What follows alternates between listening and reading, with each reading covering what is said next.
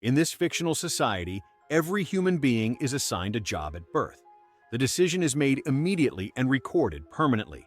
There are no career paths, no personal ambitions to pursue, and no future evaluations to alter the outcome. From the first day of life, each individual's role in society is fixed, removing uncertainty from the question of purpose. The system exists for efficiency, not fulfillment.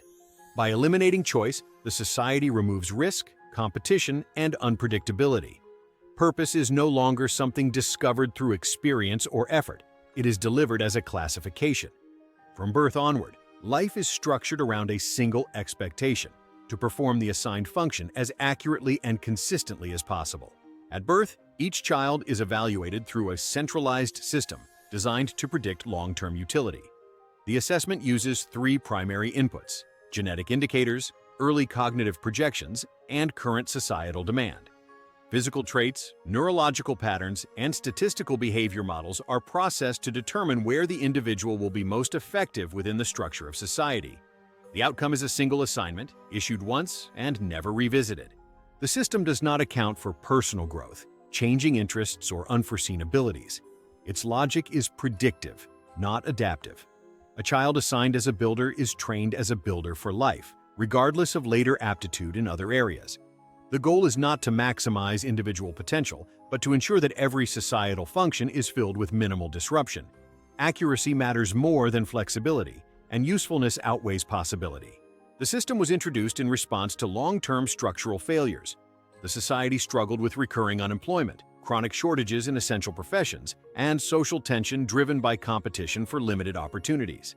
Career freedom had produced unpredictability, and unpredictability had weakened economic planning.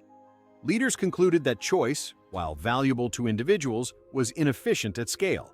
Assigning jobs at birth solved these problems decisively. Every sector received a guaranteed workforce, and long-term planning became precise. Training resources were allocated without waste, and labor distribution remained balanced across generations. From an administrative perspective, the system delivered stability, reduced conflict, and eliminated economic uncertainty. It did not create a better society. It created a more manageable one. Education in this society was no longer broad or exploratory. From early childhood, learning was structured entirely around the assigned role. Curriculum was optimized to produce competence, not curiosity. Each subject taught was directly linked to future performance within the predetermined occupation. Children learned only what was necessary to function effectively in their assigned position. Builders were trained in materials, measurements, and physical endurance. Caregivers focused on medical procedures and emotional regulation. Administrators studied law, coordination, and rule enforcement. Knowledge outside these boundaries was considered inefficient, and intellectual exploration beyond one's role gradually disappeared from the system. With career paths fixed, competition largely disappeared from public life. Status was predetermined, and advancement beyond one's assigned role was impossible. As a result, social comparison declined, and many traditional sources of anxiety were removed. People no longer measured themselves against others based on ambition or achievement. This structure produced a calm and orderly society.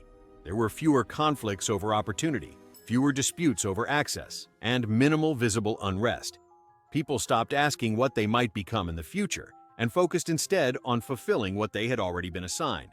Stability replaced aspiration, and predictability became the defining feature of social life. Although the system succeeded in maintaining order, it produced subtle psychological effects. Most individuals experienced a weakened sense of personal identity.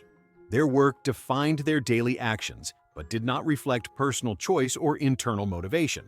As a result, many performed their roles correctly without feeling personally connected to them. Motivation shifted from meaning to obligation. People worked because the system required it, not because the work expressed who they were. Over time, this created emotional distance from labor and from self-concept. The society remained functional, but its citizens increasingly experienced their lives as structured routines rather than personally authored journeys. In this system, effort no longer altered outcomes. Exceptional performance did not lead to new opportunities, and underperformance did not result in reassignment.